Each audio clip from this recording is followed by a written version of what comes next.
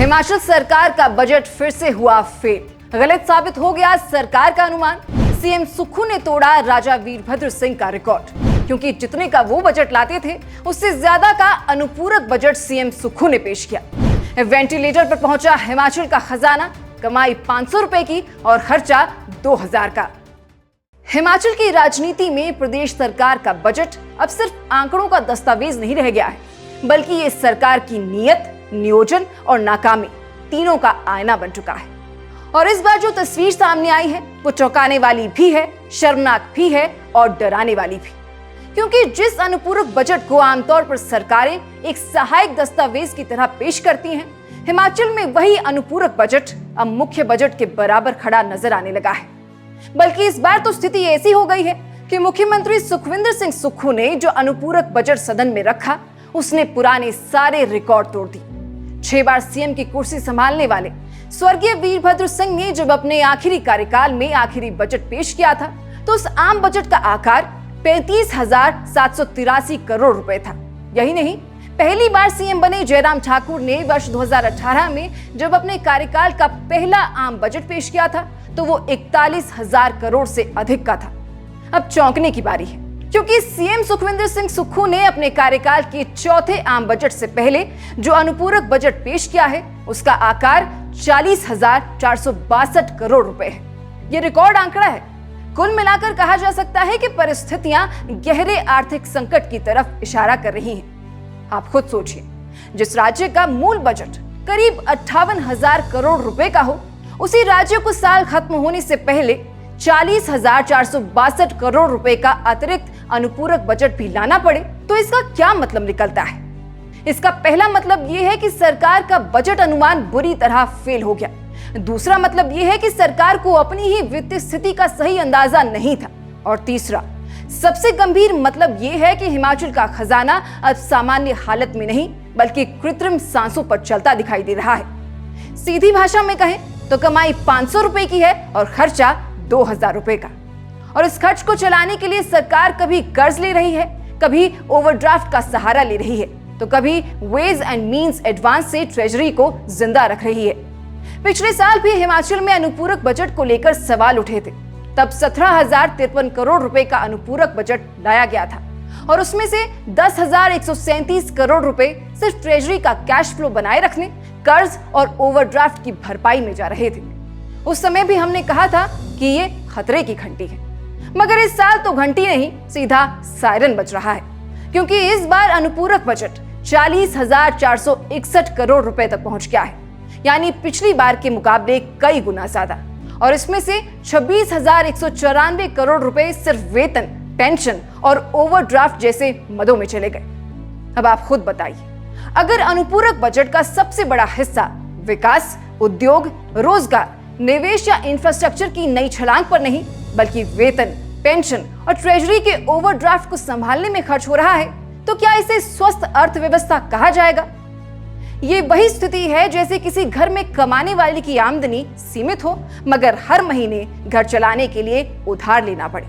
Ration भी उधार से, बच्चों की फीस भी उधार से, बिजली का बिल भी उधार से और पुराना कर्ज चुकाने के लिए नया कर्ज भी उधार से।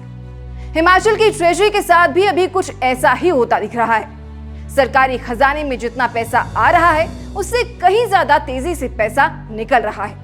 महीने की शुरुआत में वेतन और पेंशन का दबाव, कर्ज चुकाने का दबाव, सब्सिडी का दबाव, सामाजिक योजनाओं का दबाव, और जब खजाने में रकम कम पड़ जाती है तो ओवरड्राफ्ट का सहारा लिया जाता है। यानी सवाल अब ये नहीं रह गया कि सरकार खर्च कर रही है, सवाल ये है कि सरकार खर्च किस भरोसे पर कर रही है। और यहाँ सबसे बड़ा राजनीतिक सवाल मुख्यमंत्री सुक्खू की उस आर्थिक छवि पर खड़ा होता है जिसमें बार बार फिस्कल प्रूडेंस, फिस्कल डिसिप्लिन और बेहतर फाइनेंशियल मैनेजमेंट की बात कही जाती रही। विपक्ष के नेता जयराम ठाकुर ने इसी बात को मुद्दा बनाकर सरकार पर हमला बोला है। उनका कहना है कि यह अनुपूरक बजट सरकार के वित्तीय प्रबंधन, अनुशासन और दूरदर्शिता की धज्जियां उड़ाने वाला दस्तावेज है। और सच कहें तो आंकड़े भी कमोबेश यही कहानी सुना रहे हैं, क्योंकि बजट का मूल उद्देश्य क्या होता है? यथार्थवादी अनुमान लगाना, सरकार का ये बताना कि साल भर में कितनी आमदनी होगी, कितना खर्च होगा और किन प्राथमिकताओं पर कितना पैसा लगेगा। मगर यहाँ तो तस्वीर उल्टी दिख रही है। मूल बजट 58,000 करोड़ का और फिर अतिरिक्त खर्च 40,000 करोड़ से ज्यादा, यानी करीब 70% के आसपास का अतिरिक्त बोझ। क्या सरकार को पहले से अंदाजा नहीं था? क्या वित्त विभाग को कैश फ्लो की हालत समझ नहीं आ रही थी? क्या ये सब अचानक हो गया, या फिर सरकार ने जानबूझकर छोटा अनुमान दिखाया और बाद में अनुपूरक बजट के जरिए असली दबाव सामने आया? यही वो सवाल हैं जिनके जवाब जनता जानना चाहती है।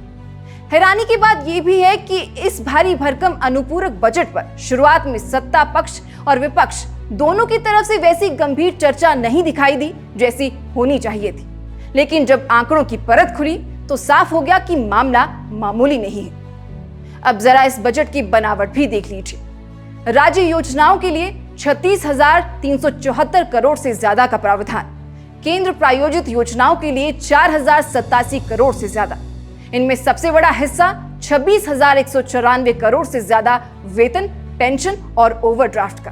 बिजली क्षेत्र के लिए 4,150 करोड़ से ज्यादा, आपदा राहत के लिए 818 करोड़, जलापूर्ति और मल निकासी योजनाओं के लिए 785 करोड़, स्वास्थ्य क्षेत्र के लिए 657 करोड़, इंफ्रास्ट्रक्चर के लिए 555 करोड़, पीडब्ल्यूडी के लिए 453 करोड़, एचआरटीसी की रियायतों की एवज में 443 करोड़।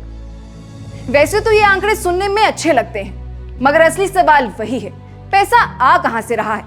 और अगर उसका बड़ा हिस्सा उधारी, ओवरड्राफ्ट और कैश मैनेजमेंट के सहारे चल रहा है, तो फिर इस मॉडल की उम्र कितनी है? यही वजह है कि कई जानकार इस हालत को असामान्य बता रहे हैं, क्योंकि अनुपूरक बजट का इस्तेमाल आमतौर पर अप्रत्याशित परिस्थितियों जैसे प्राकृतिक आपदा, अचानक आई नई केंद्रीय योजना या किसी विशेष अनिवार्य खर्च के लिए होता है। लेकिन अगर अनुपूरक बजट ही इतना विशाल हो जाए कि वो मुख्य बजट की गरिमा को निगलने लगे, तो फिर मामला सिर्फ तकनीकी नहीं रहता, राजनीतिक और आर्थिक चेतावनी बन जाता है। और यहाँ एक प्रतीकात्मक बात भी ध्यान देने वाली है। कांग्रेस सरकार के कार्यकाल में पेश ये अनुपूरक बजट इतना बड़ा है कि उसने उन आम बजटों के आकार को भी पीछे छोड़ दिया जो कभी वीरभद्र सिंह जैसे दिग्गज मुख्यमंत्री अपने कार्यकाल में पेश किया करते थे। यानी अब स्थिति यहाँ तक पहुंच गई है कि जितने का कभी पूरा बजट आता था, उससे ज्यादा का अनुपूरक बजट आज हिमाचल में लाया जा रहा है। ये रिकॉर्ड है, लेकिन गर्व का नहीं, गंभीर चिंता का। सरकार समर्थक कह सकते हैं कि इसमें आपदा राहत है, सामाजिक सुरक्षा है, बिजली क्षेत्र को संभालने का खर्च है, केंद्र प्रायोजित योजनाओं की राशि है, इंफ्रास्ट्रक्चर है, इसलिए इसे पूरी तरह नकारात्मक चश्मे से नहीं देखना चाहिए। बात कुछ हद तक सही हो सकती है, लेकिन फिर भी 26,000 करोड़ से ज्यादा का ओवरड्राफ्ट, वेज एंड मीन्स और वेतन पेंशन वाला हिस्सा पूरे मामले का असली चेहरा सामने रख देता है, क्योंकि यही वो हिस्सा है जो कहता है कि हिमाचल की आर्थिक मशीनरी सिर्फ दौड़ नहीं रही, हाँफ भी रही है। और यही वजह है कि आज विपक्ष सरकार से पूछ रहा है, 98-99 हजार करोड़ रुपए के आसपास पहुंचते कुल खर्च के बाद भी विकास कहां दिख रहा है? कैपिटल एक्सपेंडिचर इतना कम क्यों है? अगर इतना पैसा खर्च हुआ तो जनता को उसका ठोस परिणाम किस रूप में मिला? इन सवालों को सिर्फ विपक्षी हमला कहकर खारिज नहीं किया जा सकता, क्योंकि ये सवाल सीधे जनता की जेब, भविष्य और राज्य की आर्थिक सेहत से जुड़े हुए हैं। कुल मिलाकर तस्वीर बहुत साफ है। हिमाचल सरकार का बजट फिर से फेल हुआ है। सरकार का अनुमान फिर गलत साबित हुआ है। अनुपूरक बजट ने नया रिकॉर्ड बनाया है और इस रिकॉर्ड ने यह भी बता दिया है कि हिमाचल की ट्रेजरी पर दबाव अब खतरनाक स्तर तक पहुंच चुका है। अब देखना यह होगा कि सरकार आने वाले समय में राजस्व बढ़ाने का कोई ठोस रास्ता निकालती है या नहीं। क्या खर्च पर नियंत्रण होगा? क्या कर्ज और ओवरड्राफ्ट की निर्भरता घटेगी? या फिर अगले साल जनता को इससे भी बड़ा अनुपूरक बजट देखने को मिलेगा? क्योंकि फिलहाल तो आंकड़े यही कह रहे हैं, हिमाचल का खजाना चल नहीं रहा, संभाला जा रहा है। और सवाल यही है, आखिर कब तक? आपकी इस पूरे विषय पर क्या राय है, हमें कमेंट कर जरूर बताएं। अभी के लिए बस इतना ही। नमस्कार।